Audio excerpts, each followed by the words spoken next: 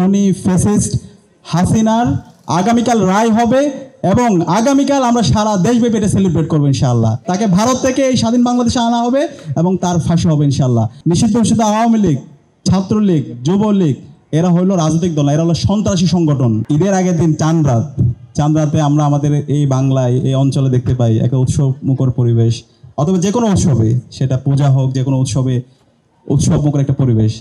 তো আজকের দিনটা একটু বিশেষ স্পেশাল, কারণ স্পেশাল হলো আগামীকাল খুনি হাসিনার রায় হবে এবং সেই রায়ের আগে হচ্ছে পহেলা অগ্রহায়ণ। আজকে ঢাকা বিশ্ববিদ্যালয়ের চারুকলায় আমরা আদি নববর্ষ পালন করছি।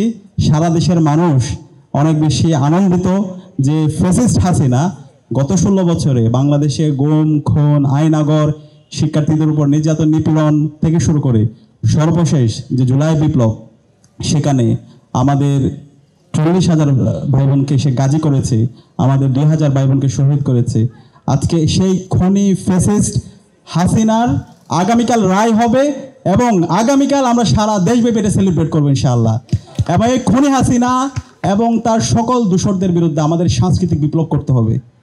এই ফেসিবাদী রায়, এই ফেসিস্ট রায় বাংলাদেশের মতো একটা সম্ভাবনাময়, একটা সুজলা সুফলা শস্য শ্যামলা দেশকে তারা একটা অকার্যকর রাষ্ট্রে পরিণত করেছিল। গত 16 বছরে এই খনি হাসিনার অবৈধ শাসনকে বৈধতা দিয়েছিল কালচারালি কিছু কালচারাল ফেসিস্ট চক্র। তো এই কারণে আজকের এই আয়োজনটা বিভিন্নভাবে আমাদের কাছে গুরুত্বপূর্ণ। 1 নম্বর গুরুত্বপূর্ণ হচ্ছে এই আয়োজনের মাধ্যমে আমরা আমাদের যে এই অঞ্চলের আমাদের যে মাটি ও মানুষের যে সংস্কৃতি, সেই সংস্কৃতি আমরা ফুটিয়ে তুলেছি। একই সাথে আমাদের এই আয়োজনে আমরা এই খুনি হাসিনা ফেসিস্টের বিরুদ্ধে আমাদের কথা, আমাদের কবিতা আবৃত্তি, আমাদের গান, আমাদের সাংস্কৃতিক চর্চা তার মধ্যে আমরা সেগুলো নিয়ে এসেছি। তো আমি অনুরোধ করব, এখানে চারুকলা বিভাগ আমাদের সাথে কাজ করেছে, ডাকসু কাজ করছে, বিপ্লবী সাংস্কৃতিক ঐক্য কাজ করছে। আমাদের সবাইকে এই সাংস্কৃতিক বিপ্লবের জন্য আমাদের কাজ করতে হবে। বাংলাদেশে এখনও এই খুনি হাসিনার দোসররা তারা রাজনৈতিকভাবে হারছে, কিন্তু কালচারাল ফেসিস্টরা তারা এখন পর্যন্ত বিভিন্ন জায়গায় ষড়যন্ত্র এবং চক্রান্ত করছে। এই কালচারাল ফেসিস্টদেরকে সমূলে উৎপাদন করতে হবে।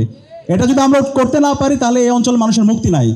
বাংলাদেশে যদি আবার কখনো সংকট তৈরি হয় সেটা এই কালচারাল ফেসিস্টরাই করবে। সুতরাং এই খুনি হাসিনাকে যারা 16 বছর তার গুম, খুন, আইনাগরকে টিকিয়ে রাখতে যারা সহযোগিতা করেছে, যারা ফেসিস্ট হতে তাকে সহযোগিতা করেছে, তাদের এই বাংলাদেশ আর কোনো স্থান হবে না। খুনি হাসিনার তো কালকেই রায় হয়ে যাবে ইনশাআল্লাহ এবং তার ফাঁসি এই স্বাধীন বাংলাদেশে হবে ইনশাআল্লাহ। তাকে ভারত থেকে এই স্বাধীন বাংলাদেশে আনা হবে এবং তার ফাঁসি হবে ইনশাআল্লাহ। বাংলাদেশে খুনি হাসিনা এবং তার দোসররা এবং তাদের যে দল, নিষিদ্ধ ঘোষিত আওয়ামী লীগ, ছাত্রলীগ, যুবলীগ এরা হইল রাজনৈতিক দল, এরা হলো সন্ত্রাসী সংগঠন। এরা এই দেশের স্বাধীনতা সার্বভৌমত্বের জন্য হুমকি। সুতরাং তাদের এই বাংলাদেশে রাজনীতি করার কোনো অধিকার নাই।